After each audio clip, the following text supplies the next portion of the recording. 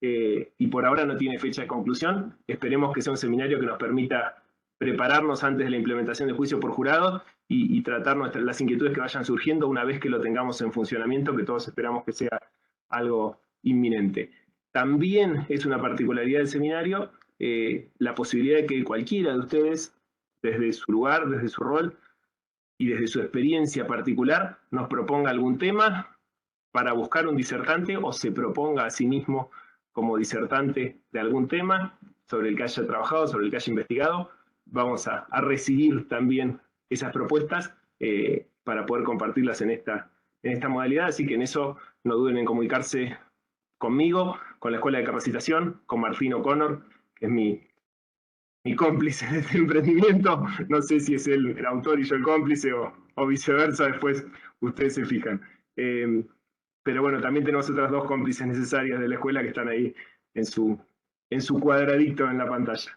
Con cualquiera de nosotros se pueden comunicar y organizamos para que tengan también su espacio. Dos palabras respecto a nuestro disertante del día de hoy. Alfredo Pérez Galimberti, creo que no hace falta que les cuente a ustedes cuál es su trayectoria en esta provincia. Es abogado, es integrante del INSIP, es docente universitario, ha sido funcionario del Poder Judicial en nuestra provincia. No los voy a distraer con eso porque todos lo conocen. Simplemente nos pareció con Martín que era propicio que fuera él quien se ocupara de la primera de estas clases, justamente por su trayectoria en la provincia en esta materia, y había hecho una sugerencia que es del doctor O'Connor, pero me pareció sumamente apropiada. Citó Martín un personaje de la Roma antigua, que es Catón.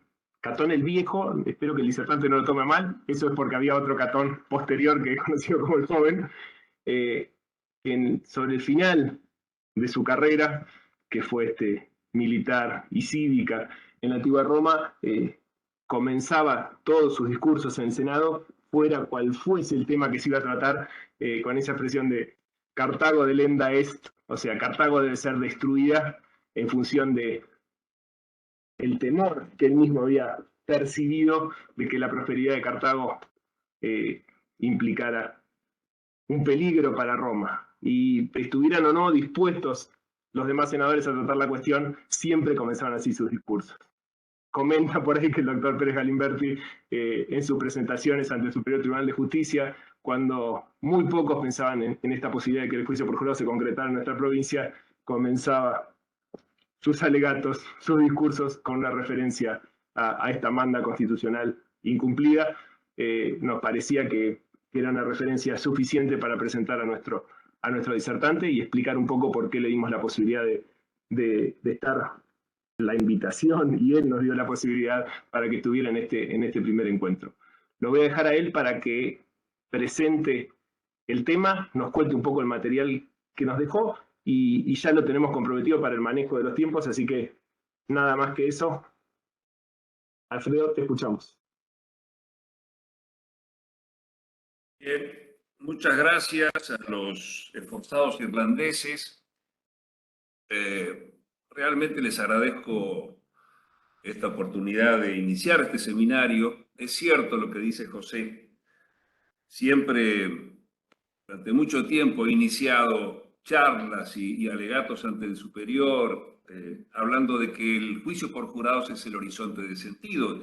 Y bueno, y finalmente estamos llegando al horizonte, cosa que pensábamos que no era posible. Yo tengo también una frase que he utilizado mucho en estos últimos 20 y pico de años que trabajamos en la reforma, y que está incluida en un libro que en realidad no es muy significativo, se llama La piel fría, un escritor catalán, no lo recuerdo, que pone en boca de sus personajes esta frase: como buenos irlandeses, después de cada derrota nos preparábamos con mucho entusiasmo para la próxima derrota. Y esto resume un poco la labor que en esta logia comandada por Alberto Binder, a quien no voy a volver a citar porque sería muy cansador hacer referencias permanentes a Alberto, que es quien con su generosidad en el último cuarto de siglo nos ha regalado sus ideas y hemos discutido y trabajado con él sobre sistema de enjuiciamiento, sobre cómo resolver conflictos sin que prevalezca el empleo de la fuerza o el abuso del poder. Así que, bien, con esta cuestión, solamente quiero referir como introducción que asistimos a un tiempo realmente muy interesante. Con Mayer se constitucionaliza el proceso penal, con Alberto Binder la gran innovación, el gran aporte, tomando de los autores clásicos y especialmente de Ferraioli, Alberto combina la teoría del conflicto con la perspectiva funcional del derecho procesal y elabora a partir de allí estas dos fuerzas en pugna la pretensión de realización de la política criminal o la micropolítica en el caso, que es el acompañamiento de la víctima y el lograr la sentencia condenatoria para que la política criminal finalmente se cumpla, reprochando las conductas que están prohibidas, y del otro lado el mundo de las garantías construido por los abogados en resistencia al poder del Estado, que el fiscal debe superar para poder instalar un caso penal y lograr una sentencia de condena. Estas dos fuerzas en conflicto, digamos, tienen un equilibrio inconstante y en diferentes momentos no hay un poquito de garantías y un poquito de eficacia como en la anterior concepción. Así que desde esta perspectiva entonces de la teoría del conflicto y la perspectiva funcional del derecho procesal, viene a instalarse el juicio por jurados como la nave insignia del sistema. Como decía Horizonte de Sentido, todo lo que nos acerca al juicio por jurados es bueno, lo que nos detrae es malo. Esta es la síntesis que hemos usado durante muchos años para definir por qué vamos hacia el jurado como una herramienta política de participación ciudadana en el poder más opaco, que es el poder judicial. Más allá de las cuestiones técnicas, la cuestión política aquí es central y es la concreción de un anhelo democrático que nació de la mano de los padres fundadores de nuestra nación, que San Martín, Belgrano y Monteagudo y los demás que tenían como eje de su pensamiento terminar con la Inquisición, terminar con el abuso de poder, con la persecución de la inteligencia, con la persecución de la opinión. Así que esto no es una mera cuestión técnica, no es decidir si son mejores las decisiones de los jueces profesionales o los jueces jurados. En realidad acá hay una conjunción de ambas funciones que es muy importante destacar. Y bien, y este es el marco en el que vamos a enfocar este problema puntual, que es la prueba de expertos. Así que, dicho lo anterior, iniciamos el conteo. Voy a ir rápido, justamente como dice José, para que luego todo el mundo pueda preguntar y podamos avanzar. Así que voy a enunciar rápidamente temas. El perito es alguien que tiene una capacidad especial, una experticia, y que puede referirse en función de sus conocimientos, de lo que ha estudiado, de su experiencia en artes o en ejercicio incluso de un determinado oficio, a algún tema puntual. No persiguió directamente el hecho, su conocimiento es posterior. También pensamos en testigos expertos, que es un testigo común, no ha hecho la pericia, no ha trabajado sobre aspectos del hecho, pero nos puede informar sobre una cuestión que interesa al caso. Por ejemplo, alguien que nos pueda hablar del derecho de las poblaciones originarias o de la sociología de poblaciones originarias, o que nos pueda hablar de la cuestión de género. Cuando tenemos un caso concreto, no se va a referir al caso concreto, sino que se va a referir al campo del cual se ha especializado.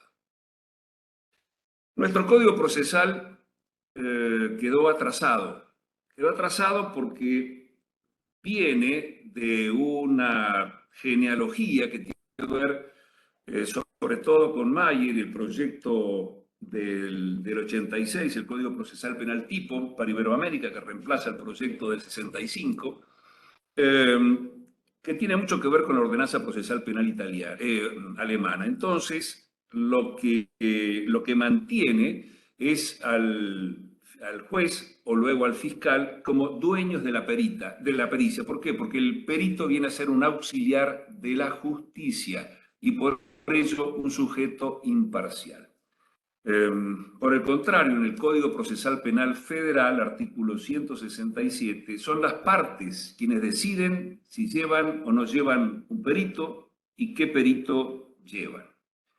Con esto, cada parte es la que va, según su teoría del caso, a decidir la importancia que le va a asignar a la información que va a traer el perito y, en consecuencia, no va a depender de que la fiscalía o eventualmente un juez fije puntos de pericia, se elimina la lista de peritos. Hay que acreditar que esta persona es competente, se puede acreditar por cualquier medio, previo o incluso durante su exposición. Desaparece también la figura del consultor técnico. Todo esto está vinculado, insisto, a la Inquisición, al sesgo inquisitivo, porque se suponía que, como el perito era imparcial, las partes tenían derecho a traer a alguien de su parte, que era un consultor técnico que los apoyaba. Aquí, cada cual lleva su perito y las partes son las responsables de limar al perito contrario, es decir, las partes son las responsables primero de litigar la admisibilidad de esa prueba pericial en función de la mayor o menor adaptación o concreción de la ciencia del caso respecto del perito, la ciencia y el método, y la credibilidad que merezca según la valoración que se pueda hacer. Cada perito entrará entonces en la sala de audiencia si pasa el control de admisibilidad de la audiencia preliminar, es decir, la preparación del juicio, y allí las partes discutirán con sus peritos. Creo que tenemos que ir rápidamente hacia la regulación del Código Federal, salir de la regulación del Código Procesal Penal de la provincia, que ha quedado atrasada. Esto lo podemos hacer por vía legal, lo podemos hacer cambio de legislación, podemos hacerlo por vía reglamentaria, una acordada que repare esta falta de sincronía entre las reglas de adquisición y producción de esta prueba con las reglas generales de litigación adversarial frente a un jurado, y si no, por vía judicial, aplicando el derecho al mejor derecho, que es una construcción con la que hemos trabajado desde hace muchos años con nuestro querido y recordado Mario Juliano, con Raúl Heredia también, y con otros juristas del momento.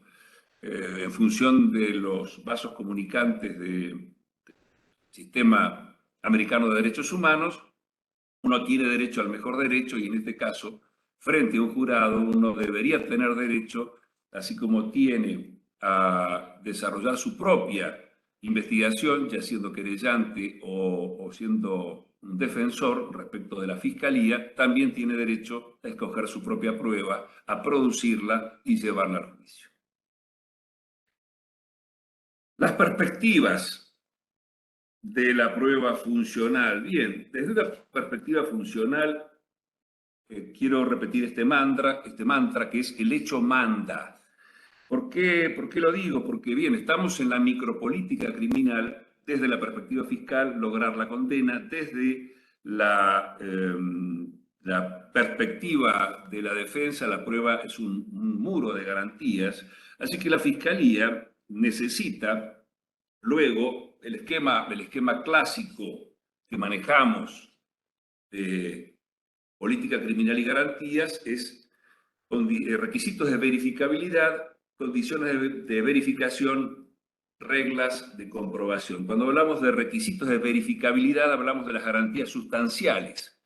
El fiscal identifica un hecho que aparece en el mundo fenoménico, lo filtra por los principios de legalidad, culpabilidad, proporcionalidad y...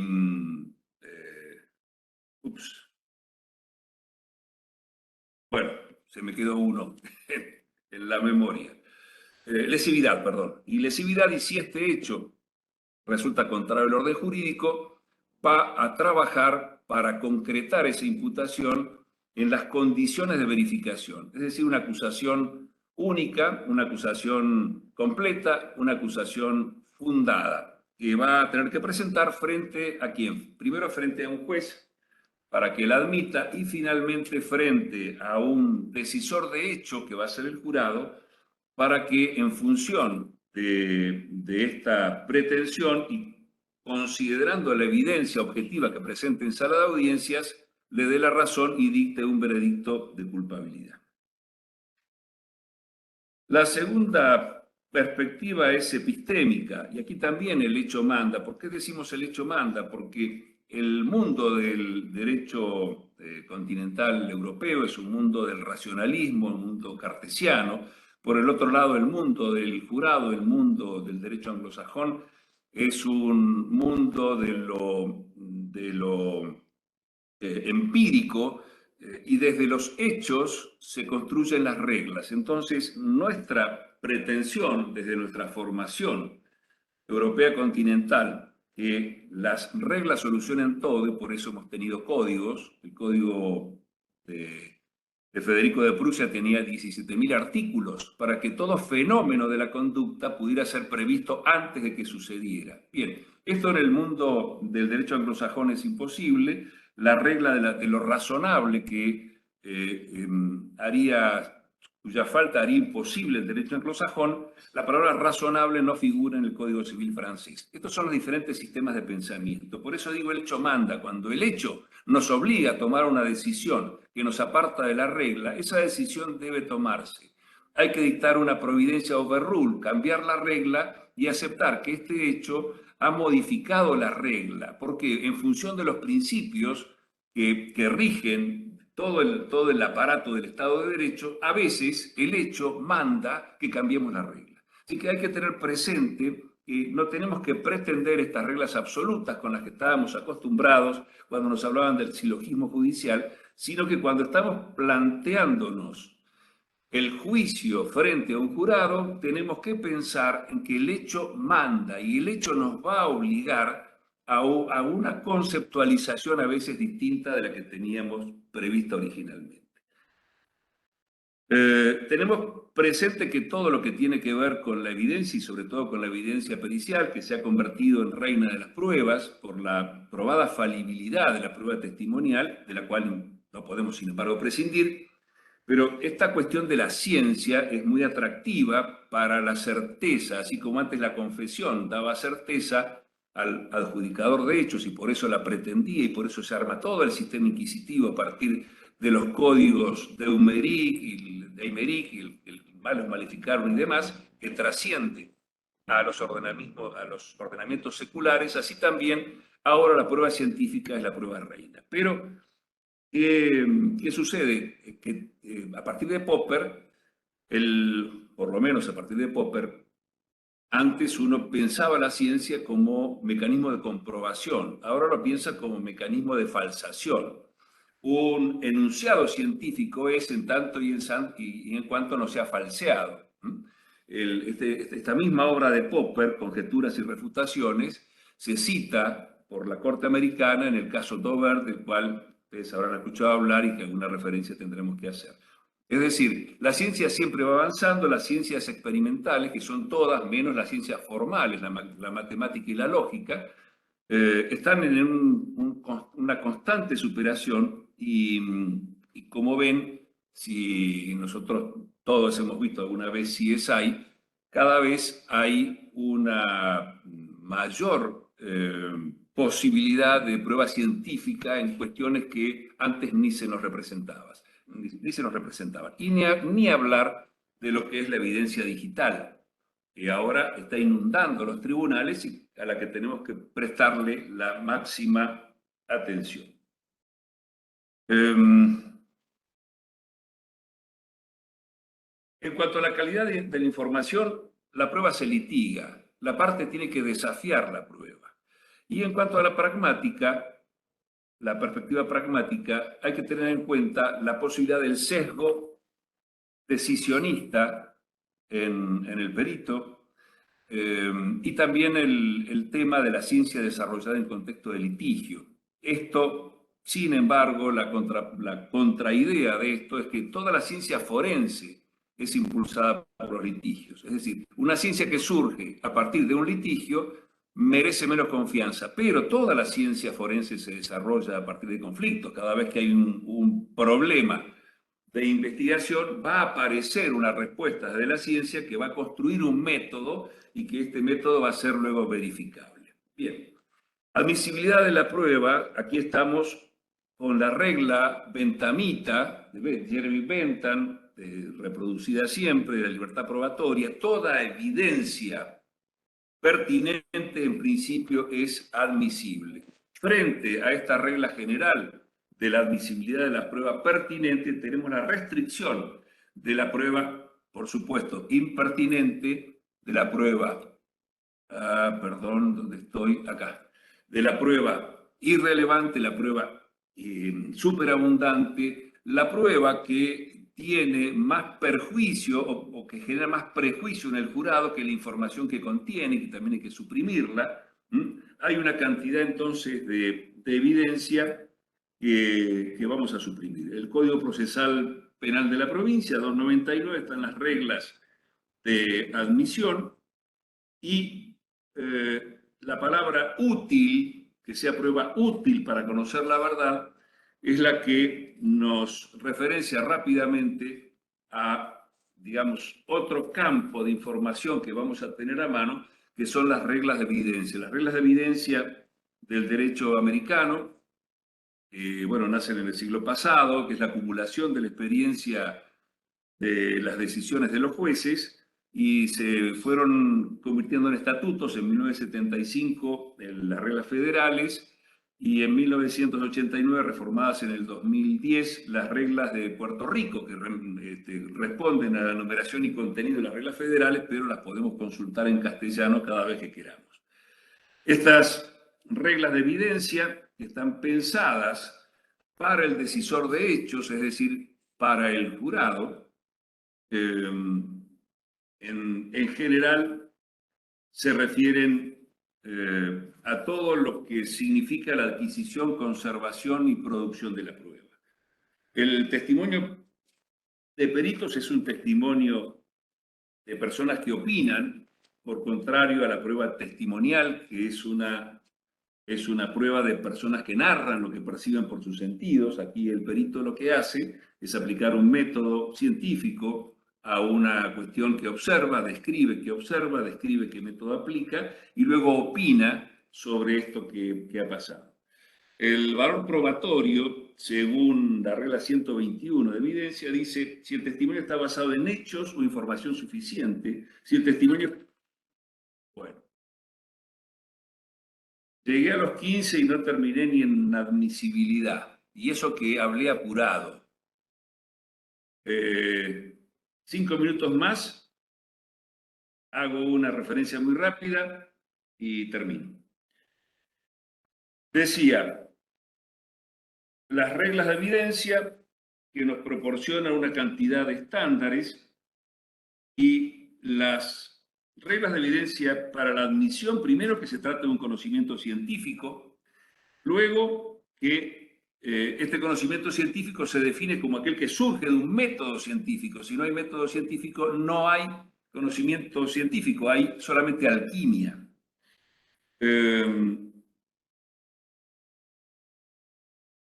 También la evaluación de si la metodología que se ha basado el experto no solamente es válido, sino que se puede aplicar adecuadamente a los hechos en cuestión. Las reglas de evidencia, las reglas que circunscriben el tema pericia y la posibilidad de probar científicamente, se trabajó en Estados Unidos en los casos Frey, que es de 1923, el caso Dover, que es de 1993, y el caso Kumho-Tai, que es de 1999. Los factores, Frey era una fórmula muy restringida, solamente cuando había una aceptación científica establecida. Así que, de alguna manera, era un estándar muy conservador que impedía traer, digamos, adelantos científicos. Así que, en el caso Dover, las reglas que se fijan son si la teoría ha sido probada, si fue sometida a revisión científica por pares o publicada en revistas científicas, qué tasa de error se involucra en esa técnica, la aceptación general de esa ciencia y, bueno, el quinto factor Dauber que les había mencionado, que es si es ciencia en contexto de litigio, se mira con más cuidado. En cuanto a la presentación, a la producción de la prueba, el perito es un testigo específico, no va a declarar en orden cronológico, sino en orden temático. Es muy importante distinguir si el perito refiere finalmente que llegó a una conclusión que es un hecho o una opinión. Si nos dice que es un hecho, es muy fuerte. Por ejemplo, que, digamos, tal cuestión responde a la ley de gravedad, y esto el perito diría es un hecho. Cuando llevamos un médico forense a la sala de audiencias, en muchos casos nos va a decir que un determinado porcentaje de casos es así y otro determinado porcentaje no lo es. ¿Por qué? Porque siempre es una ciencia experimental.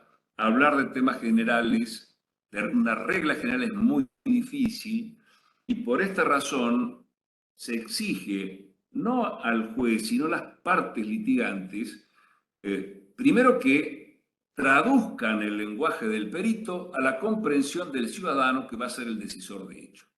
Tenemos dos instancias muy definidas. La primera instancia es una instancia de control jurídico que va a ser el juez en la preparación del juicio, pero luego tenemos una instancia que es de hecho, y aquí el juez, que es el mismo juez que hizo el control jurídico, va a hacer un control jurídico del ingreso y producción de esa prueba. Va a aceptar o rechazar objeciones, pero el decisor de hecho es quien va a valorar. El juez ya no valora. Quien valora y en función de esa valoración va a decir culpable o inocente es el decisor de hecho, que es el jurado. Por esta razón, la información tiene que llegar muy claramente al jurado, y esa es tarea de las partes. Si un perito habla de un proceso geotérmico, hay que pararlo y decir, ¿qué significa geotérmico? Es decir, el propio litigante tiene que mostrarse como una persona a la que quiere explicaciones permanentes en el lenguaje más llano posible. Así como no vamos a hablar de teoría jurídica frente al jurado, tampoco vamos a permitir que un experto hable en la jeringosa propia de la ciencia, que es incomprensible para las personas comunes. Hay que traducir eso al lenguaje comprensible de las personas, y esto es una función de los litigantes. Bueno, terminé el tiempo, lamento haber sido tan... No me dio para más. Pero bueno, estoy listo para contestar o tratar de conversar sobre todas las cuestiones que están involucradas en admisibilidad y producción de la prueba, que son muchas. Ya tenemos un par de preguntas. La primera que hizo Marcelo Catalano preguntó sobre las reglas de evidencia que mencionaste, citaste las reglas federales de los Estados Unidos y las de Puerto Rico. Si pensás que es necesario crear reglas de evidencia para completar nuestro sistema, y cómo va a ser ese proceso de creación, o si podemos tomarlas de algún otro lado. Bien, nosotros tenemos un grave problema de creación de reglas de evidencia porque no tenemos jurisprudencia de ustedes. La jurisprudencia de los jueces, claro, sí, tuya, José, no tenemos jurisprudencia. ¿Dónde está la jurisprudencia de los jueces de garantía sistematizada? No la tenemos. Es un reclamo que hemos hecho desde el año 2000. A ver cómo sistematizamos las decisiones de los jueces de garantía, si no tenemos forma de sistematizarlas. No tenemos jurisprudencia. Y el hecho de la decisión que se tomó de no tener tribunales de impugnación generales, que fue en función de que había cámaras que revisaban la labor de los jueces, porque los jueces no eran imparciales, eran jueces de instrucción. Cuando la labor de persecución pasa a los fiscales y los jueces pasan a ser jueces imparciales, no tenía mucho sentido ponerles un tribunal de impugnación. Pero ¿qué pasa? Lo que se perdió de vista es que al no tener tribunal de impugnación no tenemos jurisprudencia, porque no hemos logrado construir un sistema que permita sistematizar las decisiones que toman todos ustedes los jueces penales.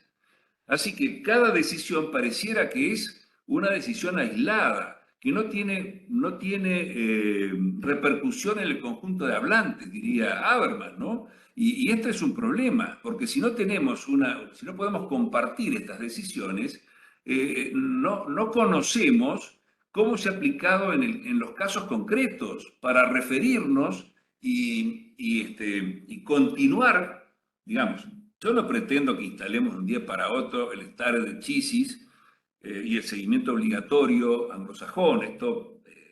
No podemos trasladar las instituciones de un mundo a otro con un plumazo. Esto es imposible, pero tenemos que construir nuestro modo de poder saber qué decide el juez Enis, qué decide los jueces de Esquel, los jueces de Comodoro, poder comparar esto y que no haya decisiones contrapuestas que en realidad le otorgan a alguien un derecho y a otros se lo niegan. Y esto no está bien. Así que tendríamos que poder sistematizar esto. Las reglas de evidencia, acá tengo por ejemplo el prontuario de derecho probatorio puertorriqueño, que son las reglas de evidencia comentadas.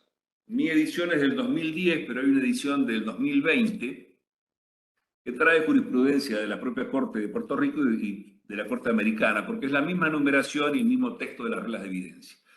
Esto es muy útil, por ejemplo, para trabajar la prueba de referencia. Si ustedes se fijan en nuestro código, la sistematización de las reglas de adquisición, de custodia, de preservación, de validación de la prueba están completamente dispersas. De prueba documental, ¿qué se dice? Que se puede secuestrar y alguna que no se puede secuestrar, pero ni siquiera se dice qué es. De prueba de informes tampoco se dice nada. Y el tema crucial, que es el tema de la prueba de referencia, es un tema que no está tratado prácticamente en nuestro código. Entonces, todo eso, digamos, la comparación de los sistemas y ver cómo estas reglas de evidencia tienen que ver con lo que nosotros vamos a hacer en nuestro juicio por jurado, nos va a servir para orientarnos en nuestras decisiones, ya como jueces o ya como litigantes. Este es el punto, por esa razón yo nombro las reglas de evidencia y las referencio permanentemente. Hay un libro de Leonel González Postigo, que estuvo en Puerto Rico, estuvo con Emanuel Jiménez, Rolando Emanuel Jiménez, que es el autor de este comentario, con quien estuvo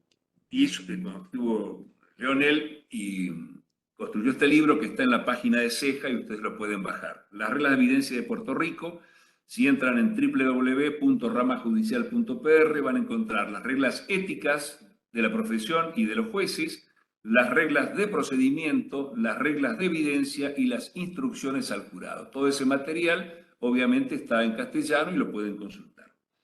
Me parece que la referencia al derecho comparado que hemos hecho siempre en todas partes y que ha sido muy útil, vamos a tener que aplicarla acá con la salvedad de que esto es Argentina, que es el jurado argentino, más precisamente es el jurado de Chubut, lo litigan abogados de Chubut frente a jueces de Chubut, con testigos de Chubut y con jurados de Chubut. Así que no pensemos que vamos a hacer una importación de anglosajones para cubrir todos estos puestos, porque no es posible. Bien. No seríamos originales. Otra pregunta, Gustavo Castro pregunta si es admisible en un juicio por jurados el testimonio de un experto que opine sobre una pericia realizada durante el proceso. Bien, a mí no me parece, yo creo que en el juicio por jurados cada parte lleva su perito. Estos expertos son admitidos en la etapa preliminar del juicio y estos son los que pueden referirse al hecho.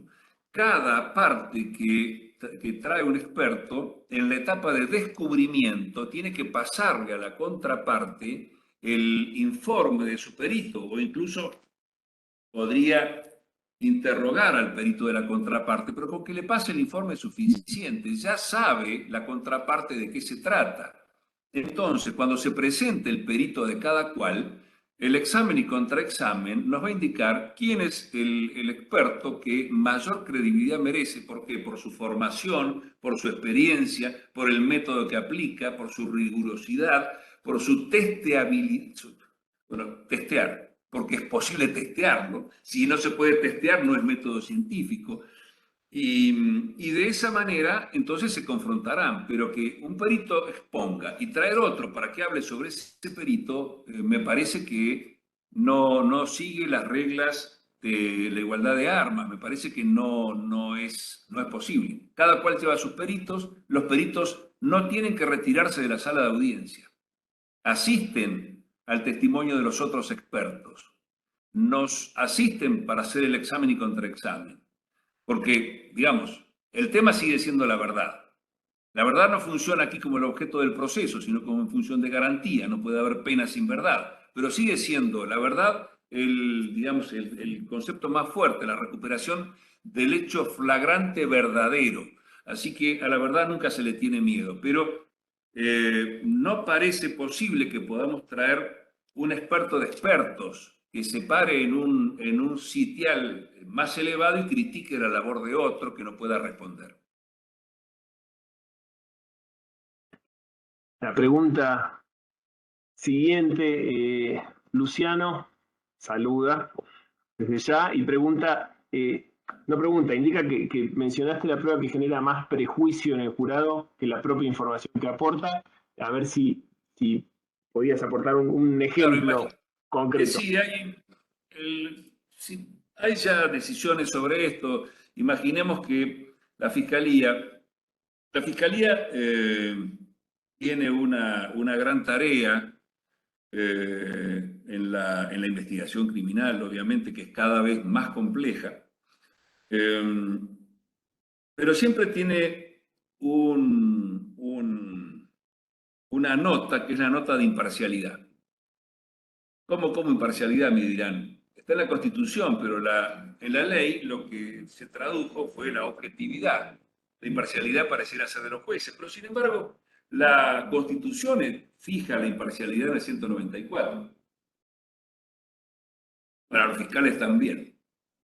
En el mundo anglosajón esto es fácil de comprender. ¿Por qué? Porque la policía en Inglaterra era completamente independiente de un procurador. Recién en el 1986 se crea el servicio de prosecutoría de la corona, se modifica en años posteriores, pero la investigación básicamente corresponde a la policía. Originalmente la policía, ¿qué hacía? La corona tenía un caso de homicidio, contrataba un barrister, o lo podía hacer cualquier persona común, pero normalmente la policía se hacía cargo de los hechos que le interesaban a la corona, al orden público. Contrataba un barrister para que lo llevara frente a la corte. Si ustedes ven la vieja película Testigo en Peligro, van a ver que ese es el sistema. Y esos barristers, que son pocos, que se conocen entre sí, cumplen papeles de defensor, de fiscal, etc. Bueno, ahora Inglaterra tiene ya una fiscalía, pero claro, la regla era la libertad probatoria. ¿Y qué es la prueba que funciona en libertad probatoria? La prueba pertinente. Bueno, pero si al hombre le sacaron un dedo para que confiese, no importa, es pertinente. ¿Qué más pertinente que una confesión? Recontra pertinente.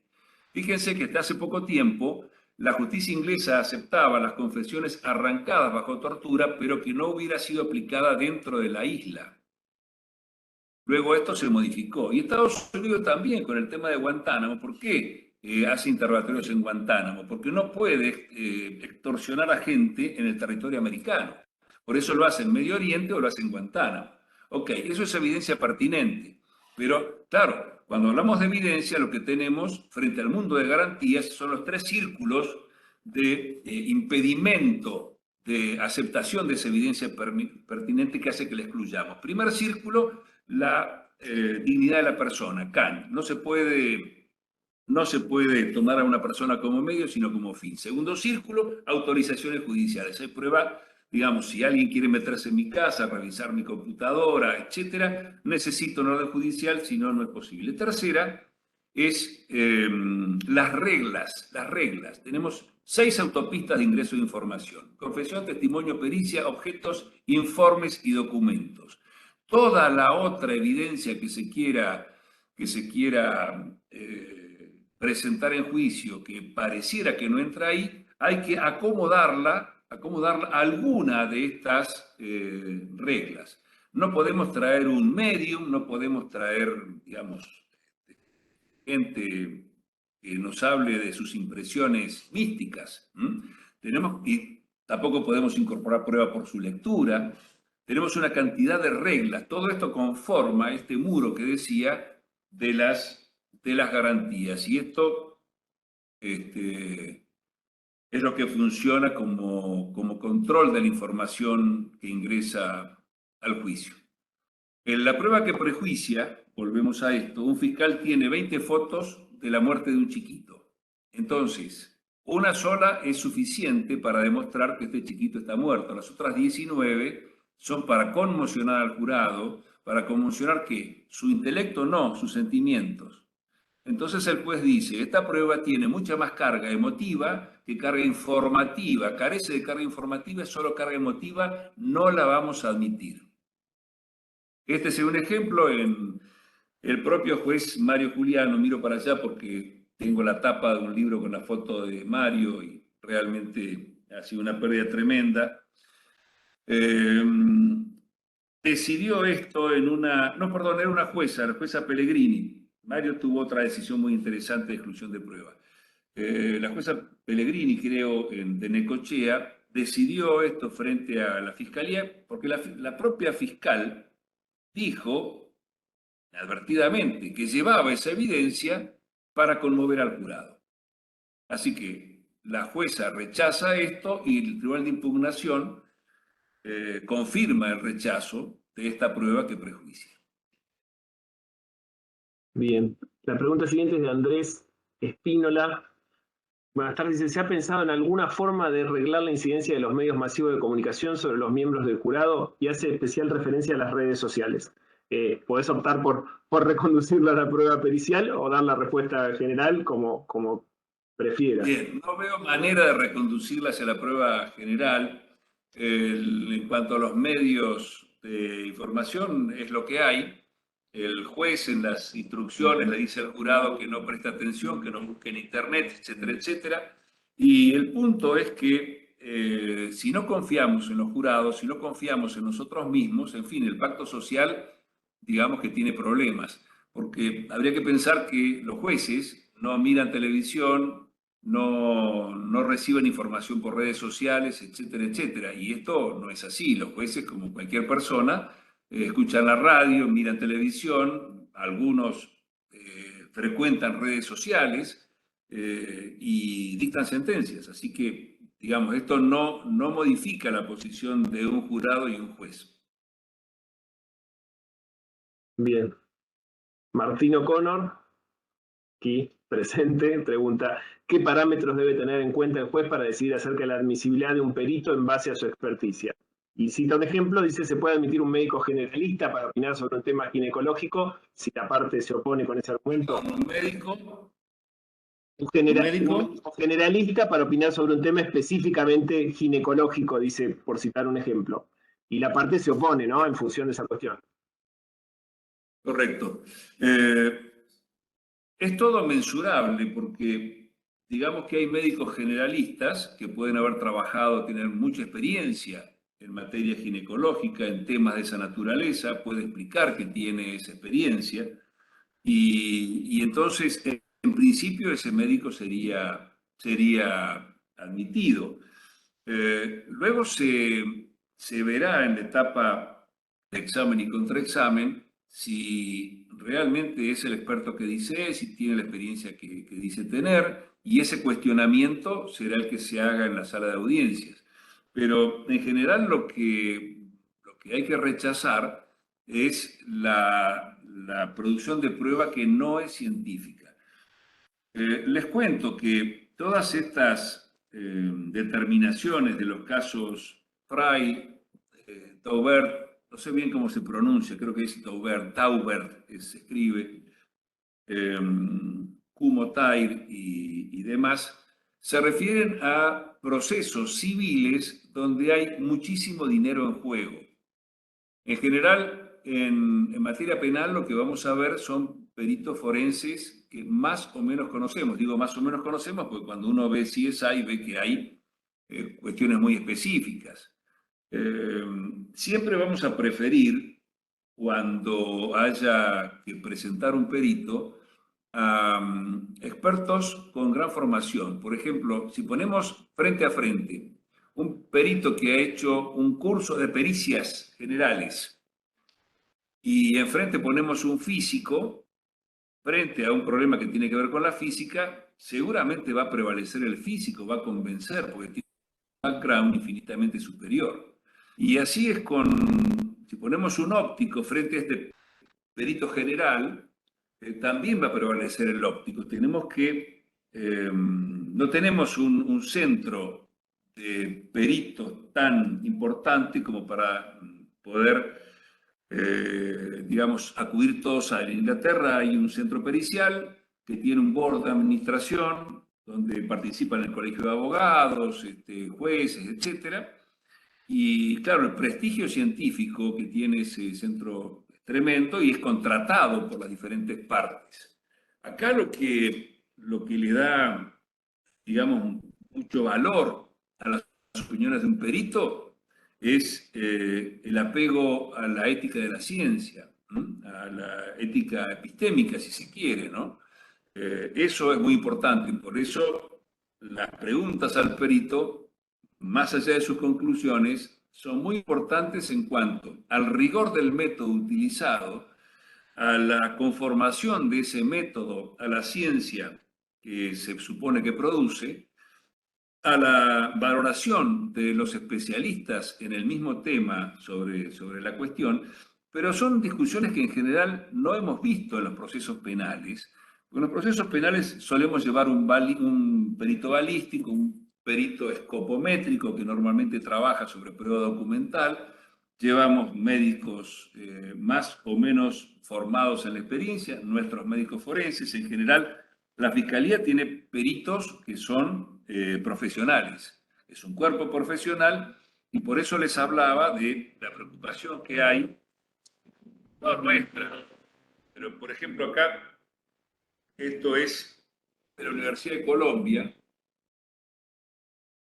y acá se plantean este tipo de cuestiones sobre el sesgo de interpretación que tienen los peritos profesionales a veces. Así que sobre eso también la parte tiene que estar muy atenta para controlar que no haya un sesgo de interpretación. Pero bien, dependemos de lo que hay disponible. A veces no vamos a tener un médico ginecólogo, sino que vamos a tener un médico generalista y a lo mejor esta persona está muy bien formada, tiene experiencia y puede dar una buena opinión. Yo lo dejaría pasar. Bien, Rita Barrio Nuevo, dos preguntas seguidas hizo, escribe rápido y aprovechó eso. Primero dice, si por ejemplo las fotografías de un homicidio, la parte refiere que pueden causar prejuicio en el jurado, ¿cómo hace el juez de la preliminar para decidir qué fotos son admisibles? La parte en el caso de la acusación tiene que mostrar las fotos. Esa es la primera pregunta, creo que algo ya... Bien, bien. La parte acusadora tiene que mostrar absolutamente todo lo que tiene una obligación, ya digo, ética muy importante que tiene que ver con las reglas del litigio y además con la defensa en juicio, de mostrar toda la evidencia que tiene a la fiscalía. La defensa tiene la obligación de mostrar toda la prueba que va a llevar a juicio a la fiscalía, no toda la prueba que tiene. Si la defensa pide una información y la información no colabora a su teoría del caso, la puede tirar a la basura. La fiscalía no puede, tiene que dejarla en legajo remanente. Y si es muy fuerte en el sentido que desincrimina, tiene que ponerla a disposición de la defensa de modo inmediato. Así que el punto es hay una comunicación Y bien, si yo tengo fotografías y soy fiscal, las tengo que mostrar. La defensa por ahí no dice nada.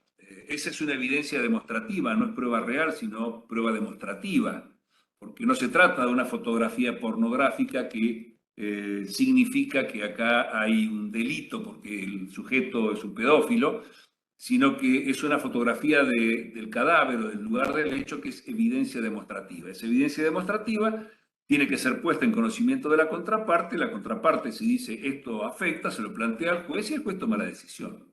En nuestro sistema, en la ley 15.9, tenemos articulado un sistema de recursos para las decisiones que excluyen evidencia de la fiscalía. Entonces, si el fiscal dice, no, no, para mí esta prueba es completamente relevante, pertinente y no comparto el juicio del juez, voy a recurrir para que otro tribunal u otros jueces verifiquen que en realidad esta prueba tiene mucha información útil y de ningún modo prejuicia. La segunda pregunta está conectada. Dice, la defensa, si bien no tiene que dar a conocer su teoría del caso, si presenta prueba tiene que indicar de qué manera influye, si no, cómo va a ser el juez para decidir sobre su admisibilidad. Bien, primera cuestión, hay dos teorías del caso que la defensa está obligada a presentar en un jurado. La primera es la defensa de inimputabilidad y la segunda es la defensa de coartada. ¿Por qué razón estas defensas tienen que anticiparse?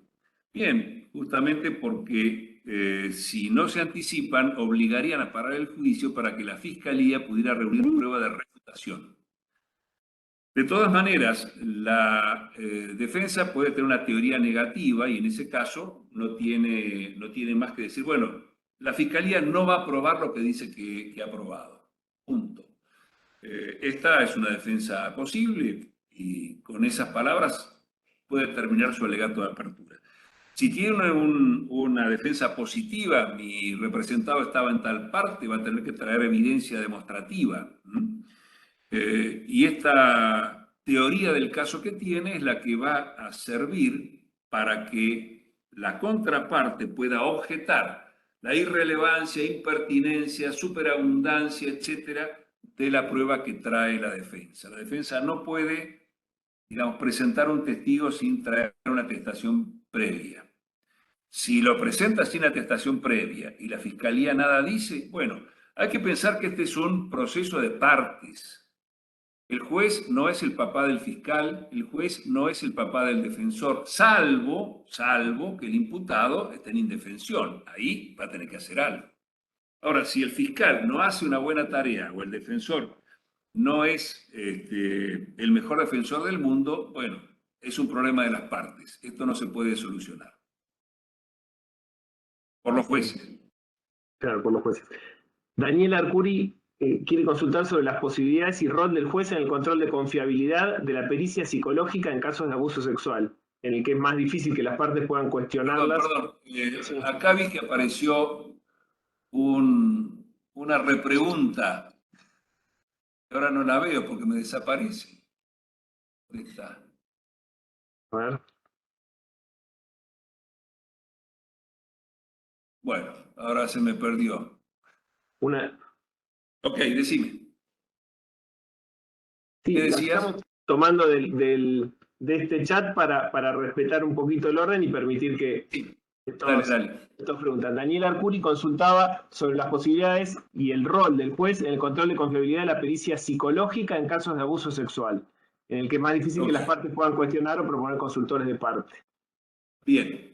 El consultor de parte, olvídense, es una excrescencia del sistema inquisitivo. Tenemos que terminar con el consultor de parte, tenemos que traer peritos. Hay dos pericias que están prohibidas.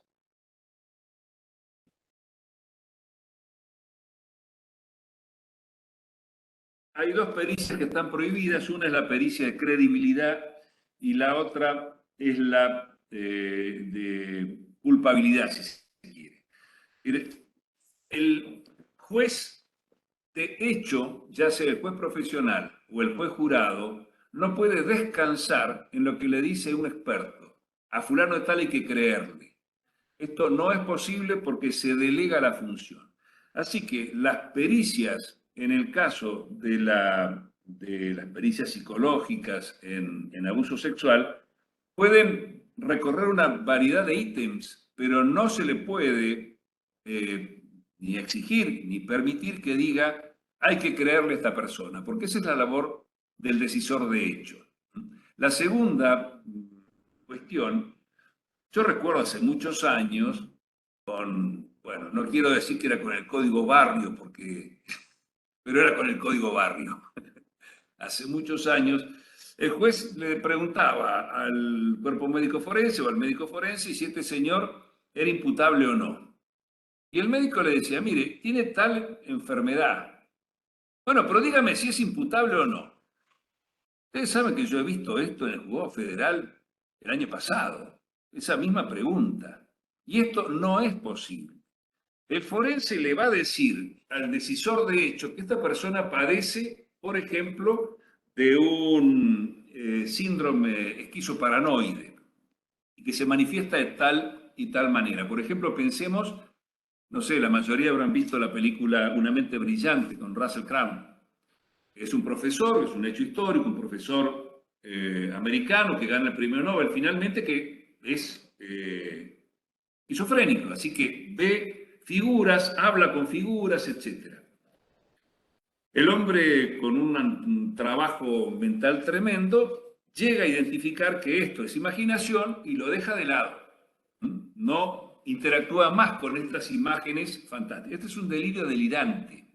El otro delirio es el delirio deliroso, o delirio interpretativo o delirio reivindicativo, que tiene que ver con la interpretación perversa de la realidad. Pero este es un delirio construido. Entonces, imaginemos que este hombre distingue que eso es fantasía y por el otro lado descubre que la mujer le mete los cuernos y la mata. ¿Es imputable o no es imputable?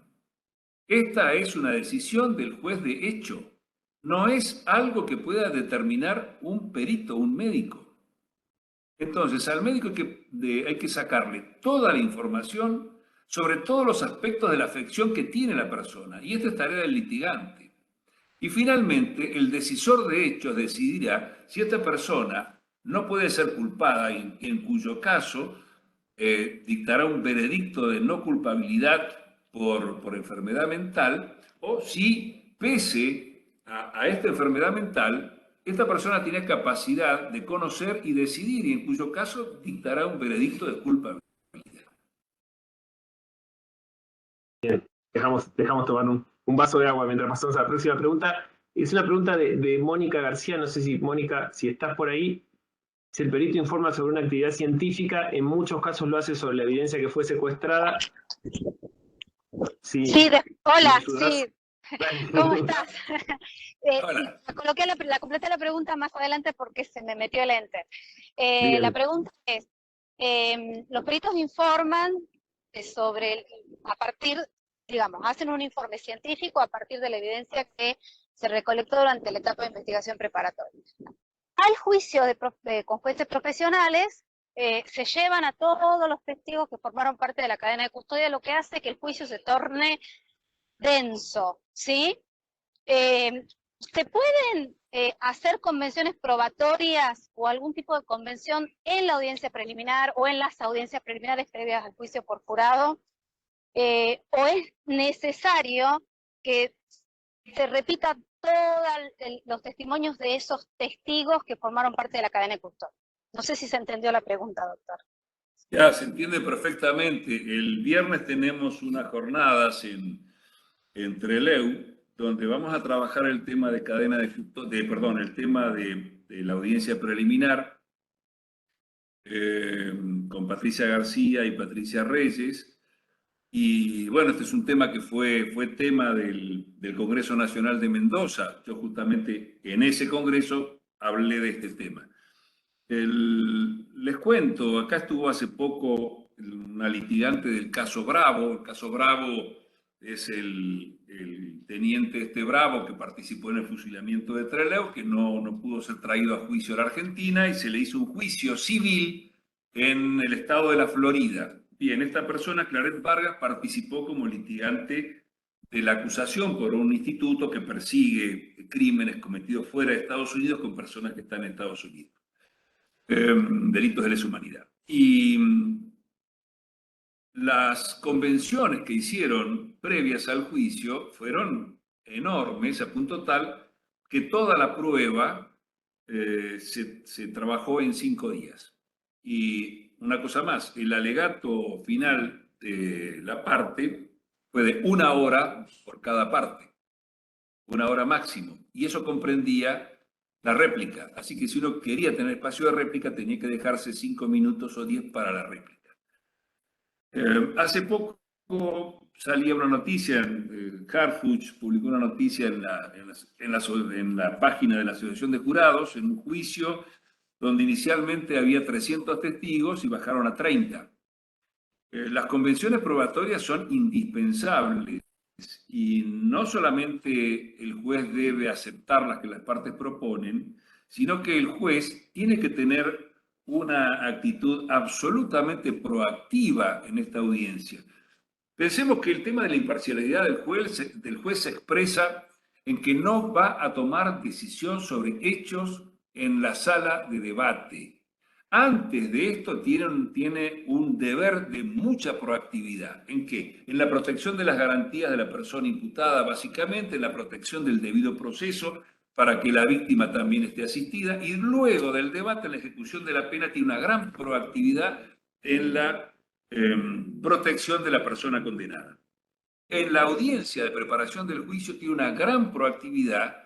¿Para qué? Para defender al jurado. Ustedes imagínense un jurado, sacando toda connotación política, el juicio de vialidad de Santa Cruz, 9 días alegando el fiscal. ¿Ustedes se imaginan que un jurado puede estar escuchando 9 días? Absolutamente no. Entonces, pensemos que al jurado tenemos que tenerlo sentado en el borde de la silla. Tiene que ser interesante el juicio, tiene que ser conciso, tiene que ser sólido. Por esa razón, no podemos llevar a la gente que trabajó en la cadena de custodia. ¿Hay alguna objeción en la cadena de custodia? En la audiencia preliminar la discutimos y eliminamos la prueba si se quebró la cadena de custodia. Y si no se quebró la cadena de custodia, damos por aceptado que la cosa está, el revólver está, lo aceptamos, prueba número 1. No discutimos eso en la sala de audiencia, no lo ponemos frente al jurado.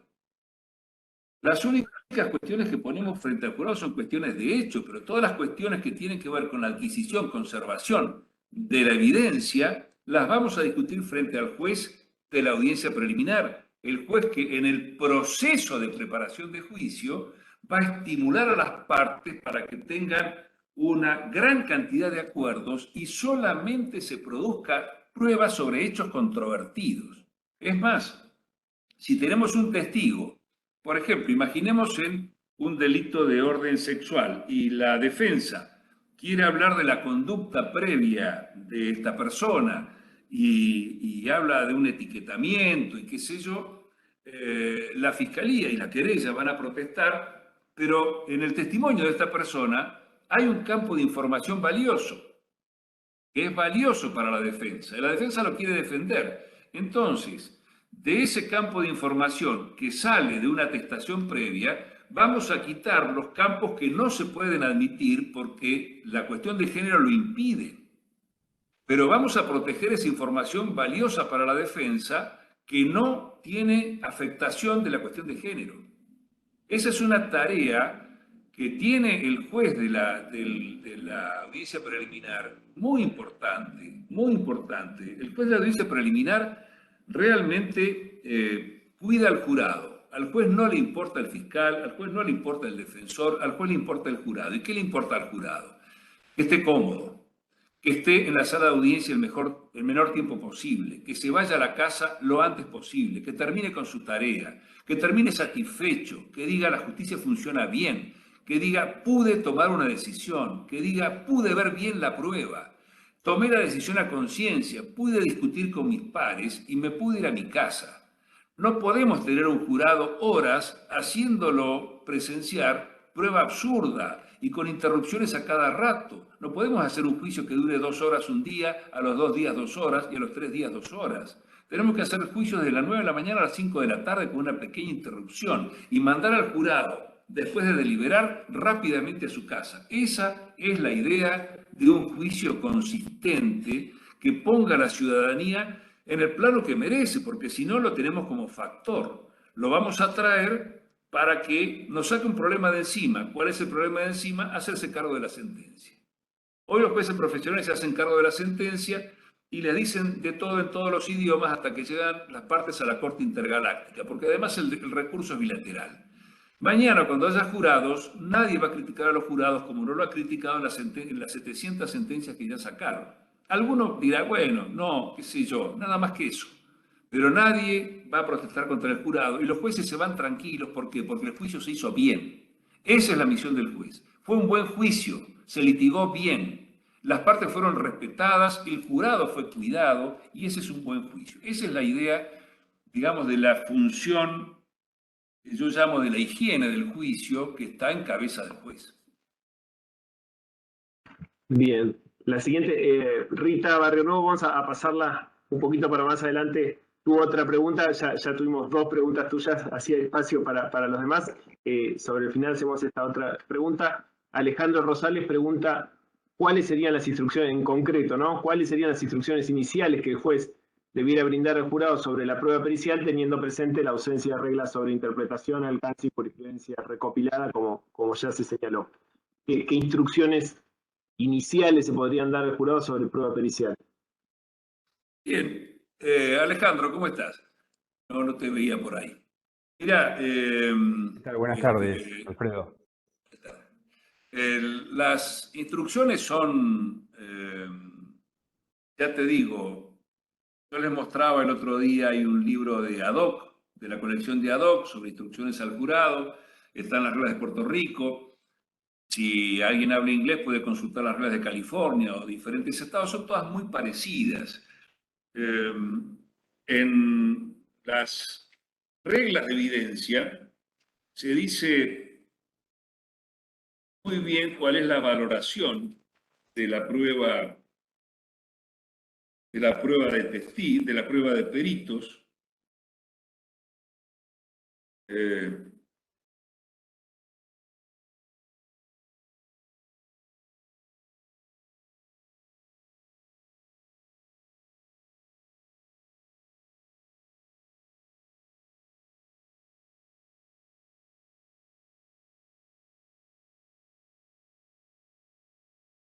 En las instrucciones, los jueces no pueden dar ninguna referencia a la prueba del caso.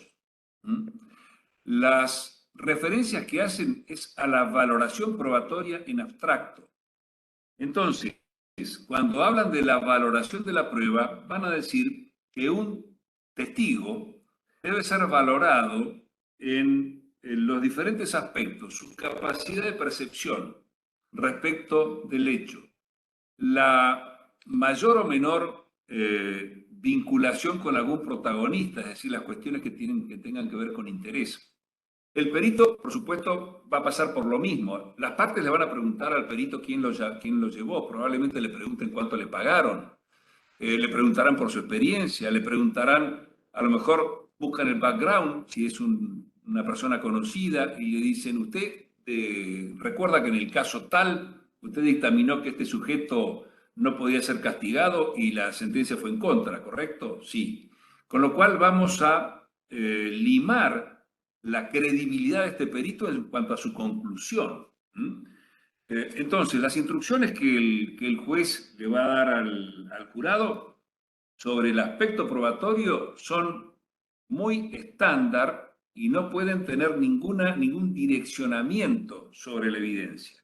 Le van a decir al jurado que respondan a lo que han visto objetivamente, que lo que dicen los abogados no es prueba, que lo que prueba es lo que vieron en sala de audiencia.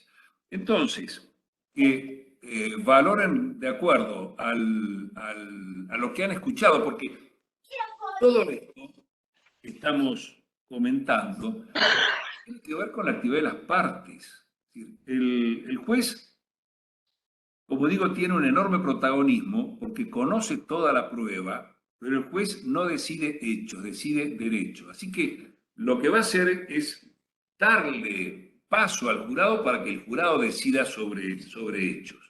Y en cada tipo penal, el juez le explicará qué cosas tiene el jurado para tener por comprobadas para que haya un veredicto de culpabilidad. Y cómo, si no está comprobado esto, más allá de una duda razonable, que ese es el estándar, el veredicto tiene que ser de no culpabilidad. Pero le va a explicar qué es duda razonable. Así que lo que tenemos que confiar es en la capacidad de las personas en percibir. Pero claro, esto, insisto una vez más, está íntimamente ligado a la pericia forense de litigación de las partes.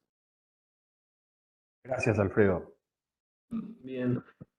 Ciro Batistina, bueno, Mónica ya hizo su pregunta, la puedo aclarar. Ciro Batistina pregunta si no se tendría que tratar una ley que contenga un manual de reglas de evidencia.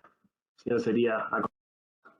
Bueno, ya lo comentamos. Yo creo que es muy... Hay gente que piensa que sí, que habría que dictar reglas de evidencia. Hay gente que piensa que no. Binder es contrario a esto, dice que tenemos que construirlas nosotros con nuestras particularidades. Por eso nuestro permanente reclamo, de hecho, en los posgrados le hemos pedido siempre a los cursantes que nos traigan la jurisprudencia, que nos traigan la jurisprudencia de sus tribunales de garantía, de sus colegios de jueces. Necesitamos la jurisprudencia de los colegios de jueces para construir nuestras reglas de evidencia.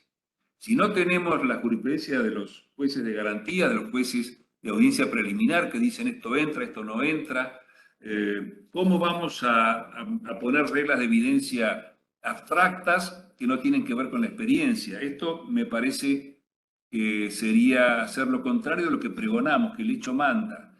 Yo creo que los jueces tienen que construir esta jurisprudencia, tienen que hacerlo a golpe de decisiones. Estas decisiones tienen que poder ser compartidas para que sean aprobadas o reprobadas por los colegas del mismo y de otros colegios de jueces. Si nosotros seguimos teniendo jueces que no miran las decisiones de los jueces de su colegio o de los otros colegios, tenemos jueces autistas que están enfrentados solamente con la ley. Es la vieja idea del juez que con el código hace el silogismo y aplica la ley. No, tenemos que partir de la experiencia común de todos los jueces que toman decisiones todos los días. Y esto va a construir nuestras reglas de evidencia. La siguiente de María Tolomay es bastante extensa. María, ¿querés hacerla? María. A ver si queda claro. Va a Mucho quedar más gusto. claro que si yo la leo. Ahí va. Hola. ¿Qué pasa, Buenas tardes. María? No, la pregunta un poco fue respondida, pero tiene que ver, me hace un poco de ruido esto de que obviamente la Fiscalía tiene el legajo de disposición de la defensa, o sea que no habría tanto inconveniente con que la defensa fuera regularmente a constatar a ver si hay alguna pericia hecha o no. Pero ¿cómo se maneja, cómo se estructura el descubrimiento sobre todo de las pericias que la defensa va a usar para evitar que se produzca a último momento, antes de la audiencia preliminar, en la contestación del 294, y que la Fiscalía, a su vez, eso provoque la necesidad de un nuevo peritaje y que se prolongue o se postergue indefinidamente el juicio? ¿Me explico? Sí, te explicás perfectamente. Yo creo que esto habría que reglamentarlo de alguna manera. Yo creo que una acordada perfectamente podría reglamentar un proceso de preparación de juicio que sea una reglamentación más fina que la inexistente reglamentación que tenemos hoy de la audiencia preliminar. Y fijar algunas pautas como esta, como si hay la prueba pericial que cada parte produzca, tiene que ser presentada descubierta con la debida antelación para que la contraparte pueda tomar nota del asunto. Digamos, no se me ocurre otra manera, pero lo cierto es que el juicio no puede ser territorio de sorpresas. Al juicio se va a probar, no se va a sorprender. Quiere decir que los testimonios y los testimonios expertos y los testigos peritos tienen que ser conocidos con anticipación. Lo que van a decir y lo que van a opinar. Gracias. Bien, para ser justo, Rita Barrio Nuevo, no sé si está por ahí. Quedó había quedado tu repregunta. No sé si ya tuvo respuesta, si querés aprovechar y aclarar ese punto. Buenas tardes, doctor. Rita. Sí, quería aclarar que, por supuesto, en la pregunta anterior de las fotografías que hice referencia y los prejuicios, no me refería a que Fiscalía obviamente siempre tuvo que mostrar de antelación todo, como acá estaba diciendo la doctora Tolomei. A lo que me refería es sí, hay una discusión en la audiencia preliminar que va a ir a jurados y se hace como un mini juicio. Por ejemplo, si no fueran las partes no se ponen de acuerdo en qué fotografías ingresan y cuáles no. O qué testigo ingresa y una tiene una posición y la otra la otra. El juez tiene que hacer un mini juicio en la audiencia preliminar y escuchar al testigo o mirar esa fotografía para poder decidir sobre la admisibilidad. Esa sería la pregunta anterior. Sí, por supuesto que el juez lo hace. Recuerdo una cuestión de Mario Juliano en un homicidio que se decía que una manifestación que traían unos empleados policiales había sido obtenida por engaño por la policía. Así que hizo una pequeña audiencia de prueba previa para decidir si iba a permitir el testimonio de esos policías o no lo iba a permitir. No recuerdo ahora, en alguna parte tengo la referencia para que se pueda ver porque está filmada esa audiencia. Así que, por supuesto, se hace un mini juicio sobre la evidencia, exactamente.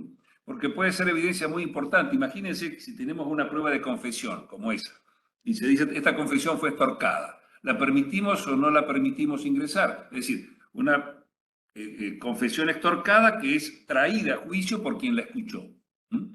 Como manifestación espontánea.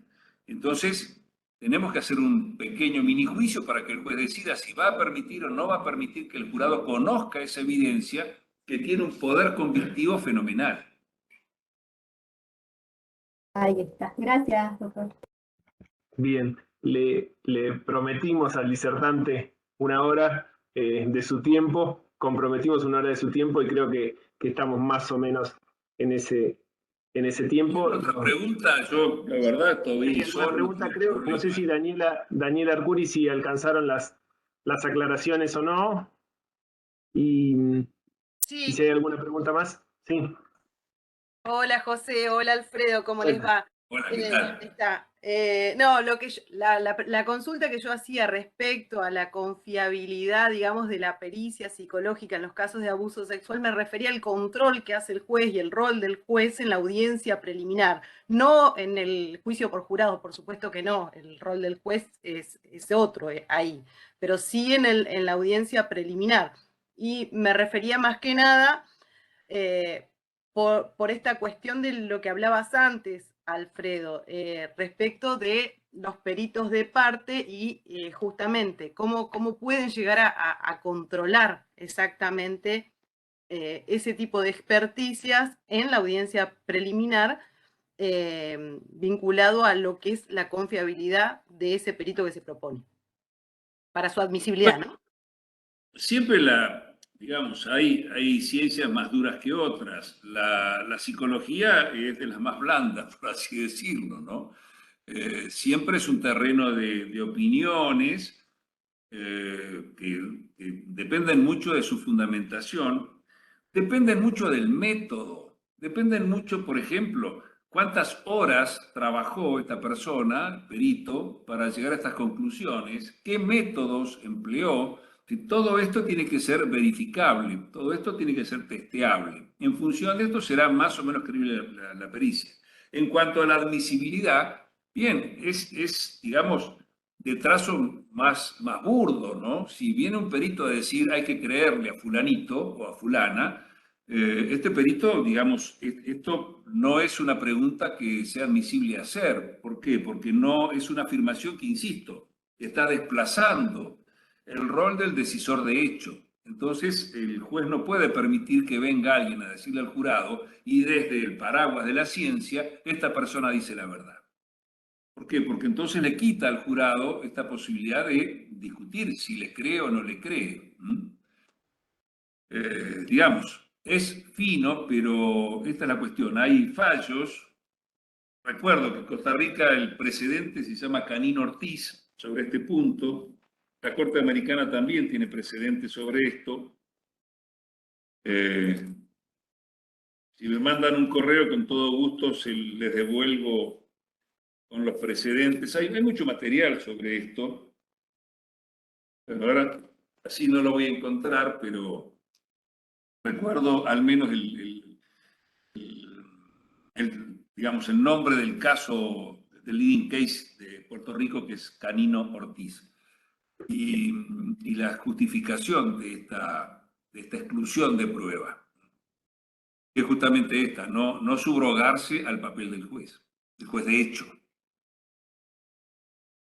Bien, ahí tomamos nota y nos vamos a tener que acostumbrar un poco, ¿no? Revisar Frey, Daubert, Cumo, Tyers, acostumbrarnos un poco a revisar jurisprudencia.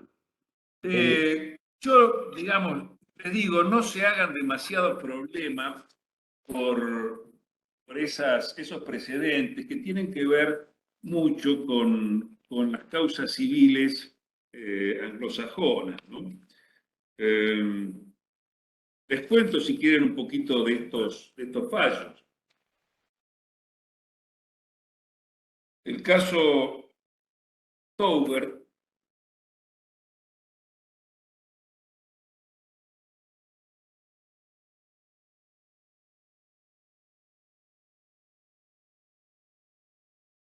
ok. Fíjense, la Corte, en el caso Daubert, el caso es Daubert versus Merrell Pharmaceuticals. Es por un medicamento que servía para evitar las náuseas a las mujeres en el embarazo, pero que producía deformaciones en los chicos que nacían. Entonces, acá se llevó a cabo un juicio. En el juicio se trató la regla Frey, que decía que tenía que tener una regla de conocimiento científico establecida, y esto no lo tenía, con lo cual esta prueba se iba a excluir. En ese caso, Frey versus Estados Unidos, que es del 1923, la Corte dijo que las pruebas solo podían ser admitidas en los tribunales si la cosa de la que se hace la deducción está suficientemente establecida para haber ganado aceptación general en el campo particular al que pertenece. Frey se ocupó de una prueba de engaño de presión arterial sistólica, un precursor crudo del polígrafo. Pero esta prueba de presión arterial no fue aceptada ampliamente por la ciencia, así que la Corte dijo no se puede usar en el debate. En Daubert, los demandantes, ¿qué argumentan? Daubert es de 1993. Las reglas de evidencia federales son de 1975. Entonces, los demandantes arguyen que el estándar de Frey no es aplicable. ¿Por qué? Porque las reglas estatutarias ya proscriben la ampliación por vía jurisprudencial. No sé si queda claro. Las reglas de evidencia son un repositorio de decisiones judiciales, pero en algún momento cristalizan. ¿Dónde cristalizan? En las reglas de evidencia. California 1965, las primeras. Antes, la Asociación de Abogados publicaba estas reglas de evidencia como soft law, y finalmente las reglas federales son de 1975. Entonces, el demandante en Daubert dice, bueno, esto de Frey, que es tan exigente, no tiene que ver con las reglas ya aprobadas. Reglas 701 y siguientes de las reglas de evidencia, bueno, no se las voy a leer porque se pone un poco largo, pero en este caso,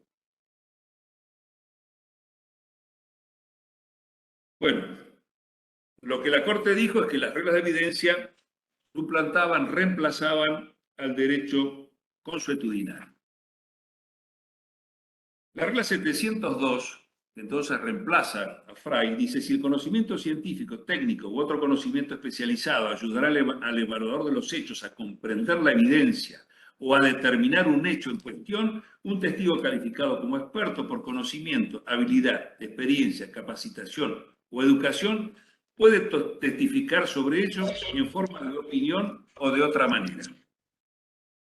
Entonces, no hace que la admisibilidad del testimonio del experto dependa de la aceptación científica general.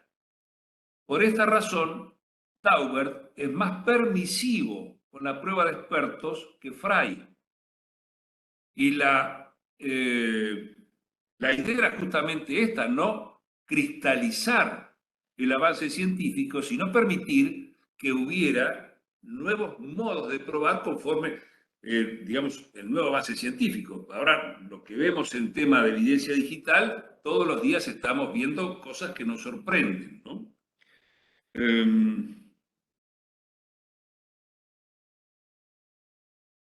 La Corte dijo acá, en Taubert, que las conclusiones científicas están sujetas a una revisión perpetua. La ley, por otro lado, debe resolver las disputas de manera definitiva y rápida. El proyecto científico avanza mediante una amplia consideración de una multitud de hipótesis, ya que aquellas que son incorrectas eventualmente se demostrará que lo son, y eso en sí mismo es un avance.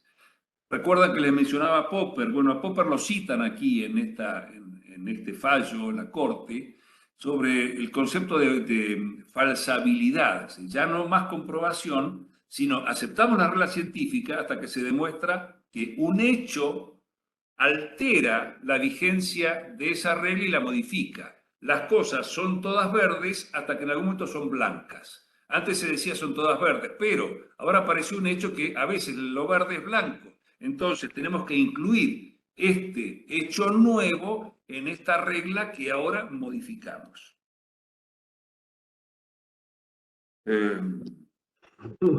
Vamos a tener que acostumbrarnos a esta forma de pensar. Reconocemos en la práctica un papel de guardián para el juez, sin importar cuán flexible sea. Inevitablemente en ocasiones impedirá que el jurado aprenda de ideas e innovaciones auténticas.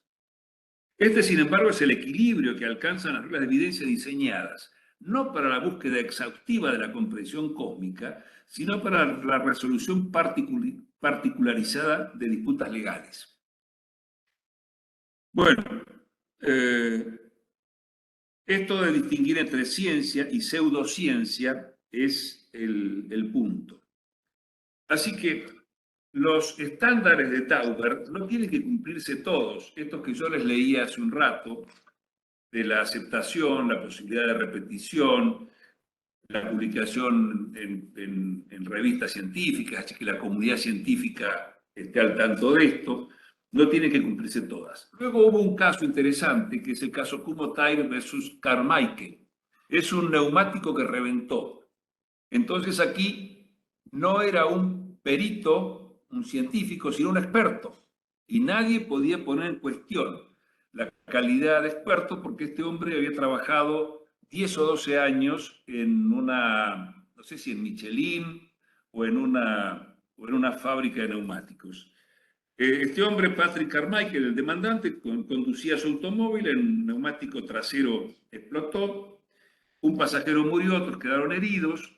El experto en fallas de neumáticos se basó en características de la tecnología de neumáticos, que el fabricante no discutió, y la conclusión fue que un defecto en el neumático causó el accidente.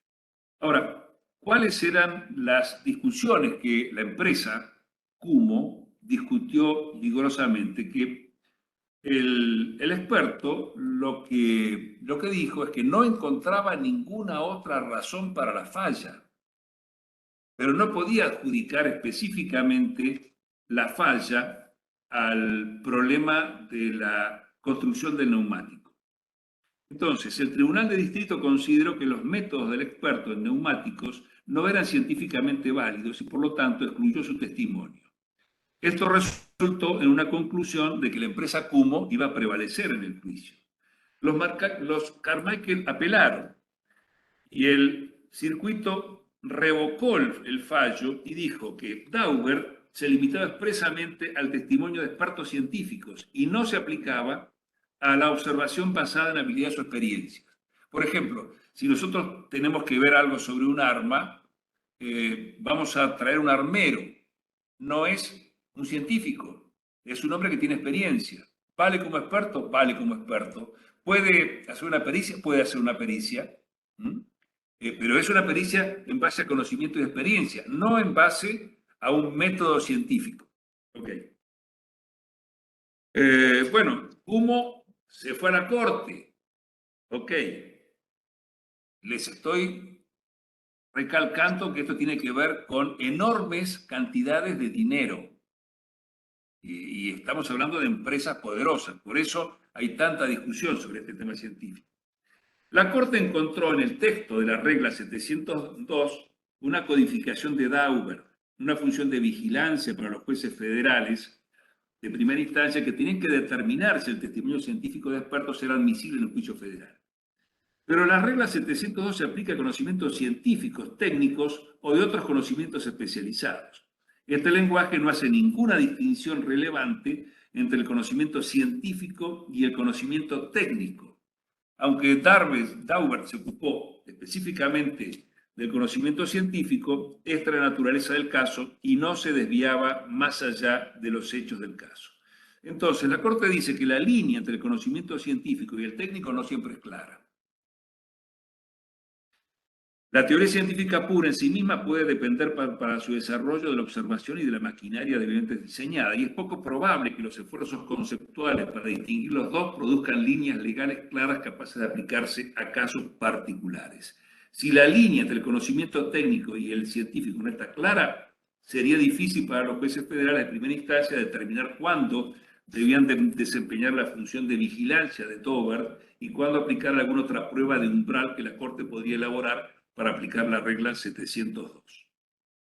Ok, entonces, las reglas de Daubert es si una teoría ha sido probada, si una idea ha sido sometida a revisión científica por pares o publicada en revistas científicas, la tasa de error involucrada en la técnica y la aceptación general en el caso concreto.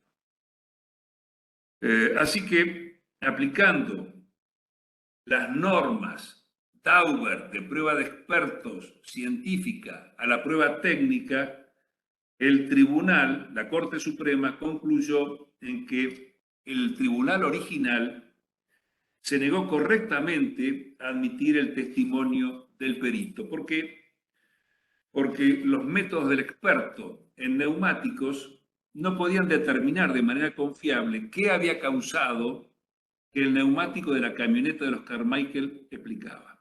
La experiencia del experto como ingeniero de neumáticos no era problema. El experto había trabajado durante 10 años en Michelin. El hecho de que la inspección visual de los neumáticos fuera generalmente un método confiable tampoco fue un problema, porque el problema ante el tribunal era específico del neumático, en la camioneta de los Carmichaels. Pero el experto dijo que su inspección del neumático llevó a la conclusión de que un defecto causó que el neumático explotara porque no vio evidencia de otras causas. Nada en Daubert o en las reglas federales de evidencia requiere que un tribunal de distrito admite evidencia de opinión que esté conectada a los datos existentes solo por el ipse dixit del experto, es decir, solo por la declaración del propio experto. Quiere decir que si yo soy experto y digo, yo me convencí, ¿por qué? Bueno, es mi convencimiento porque yo soy un experto. Esto no funciona. Tiene que haber una fundamentación metodológica. Esto es lo fundamental. Y esto es lo que las partes tienen que litigar. Así que este juez, este juzgado de distrito, no permitió que este experto en neumáticos fuera ante un jurado a decirle al jurado que, en su opinión, el neumático había reventado por culpa de Humo porque no encontró ninguna otra razón. Así que bueno, estos son fallos. Fíjense que está bien que los busquen y que los lean, es muy interesante, pero metámonos más en trabajar la prueba de expertos que generalmente se produce en nuestras cortes, en nuestros tribunales acá en Chubut, porque este tipo de cuestiones son, digamos, muy finas. Acá lo que tenemos que ver es que no haya pruebas sobre credibilidad de testigos, que no haya pruebas sobre imputabilidad y que las partes conozcan ampliamente las pericias de la contraparte y este descubrimiento sea completo en la preparación del juicio. Bien, bueno, gracias, Alfredo. Te robamos al final algunos minutos más de los que habíamos comprometido. Te agradecemos muchísimo. Había una pregunta más de Sonia Ivanov, pero creo que ya la contestaste. En todo caso, corregime, ya se refiere a incluir casos con bases sobre bases socioculturales diversas. Creo que ya indicaste que esos serían expertos que tendríamos que... Testimonio de expertos, sí. Expresamente hiciste referencia en mi a ese opinión, caso. no. Claro, digamos, cuando hablamos de características, y creo que referí especialmente al tema de poblaciones originarias, me parece absolutamente conveniente llevar personas que hablen acerca de un universo de conceptos y conocimientos distintos culturalmente. Paso el aviso de que acaba de publicar su tesis doctoral sobre la cosmovisión mapuche, gran poeta chubutense Espíndola, publicada en Alemania. Va a sacar un texto reducido para Argentina, pero se publicó completamente en Alemania y en castellano.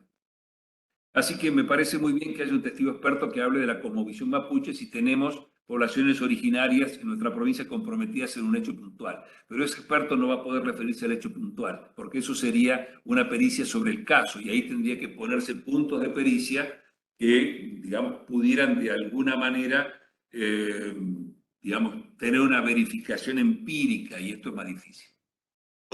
Bien, bueno, entonces ahí sí cumplimos con todas las preguntas. Te volvemos a agradecer, tomamos tu compromiso de poder consultarte cuando empiecen a aparecer los problemas concretos, y a todos los asistentes les agradecemos haber compartido esta primera jornada y los comprometemos desde ya para la próxima en 15 días con la difusión previa adecuada. Ya indicaremos quién será nuestro próximo disertante. Nos va a costar mantener el nivel, pero estamos en eso, así que esperamos contar con la presencia de todos. No sé, Martín, si querés agregar algo más. Bien, entonces con eso les agradecemos a todos haber participado, especialmente a Alfredo habernos dedicado más del tiempo comprometido y como siempre la claridad y la solidez de su exposición. Bien, será entonces hasta la próxima reunión. Muchas gracias. Gracias a todos por la atención y por la invitación nuevamente. Hasta cualquier momento. Gracias.